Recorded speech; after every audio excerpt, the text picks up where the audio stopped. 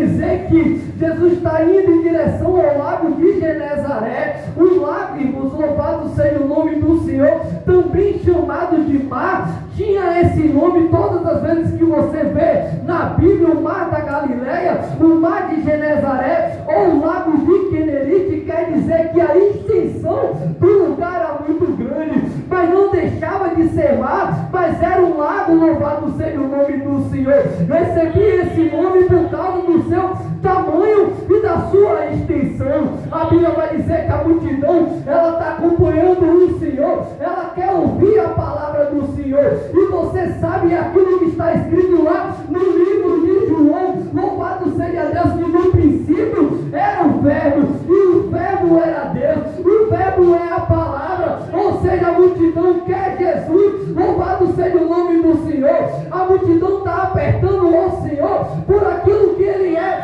e não pelo aquilo que Ele pode fazer. Louvado seja Deus. A Bíblia vai dizer que enquanto eles estão andando e caminhando ao lago de Genezaré, ele vai perceber, louvado seja o nome do Senhor, que existe uma necessidade, e aí ele percebe como eu vou suprir a necessidade das pessoas. Ele observa dois barcos junto ao lago, irmãos, louvado seja o nome do Senhor, é o lago de Genezaré, e aí ele percebe que dos dois barcos havia o barco de Simão Pedro.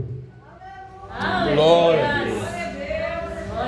E aí a Bíblia diz que Jesus, ele, dos dois barcos, ele escolhe o barco de Pedro. Mas antes disso, ele observa que os pescadores estavam lavando as suas redes. O texto diz que eles pescaram a noite toda e nada conseguiram. Glória. Irmãos, é interessante destacar esse momento aqui. Por quê? A Bíblia diz que Jesus, ele escolhe o barco de Simão, e quando ele entra no barco, se você acompanhar comigo, ele vai dizer: Pedro, afasta um pouco da terra.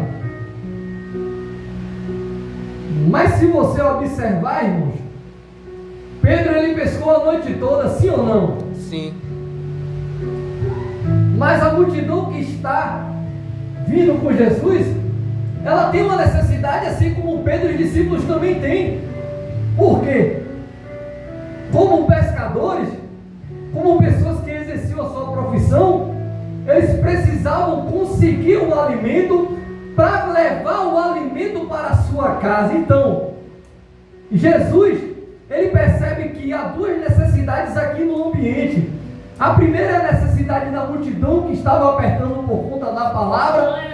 A segunda necessidade que Jesus observa no cenário é a necessidade dos pescadores que não haviam colhido, não haviam pescado nada.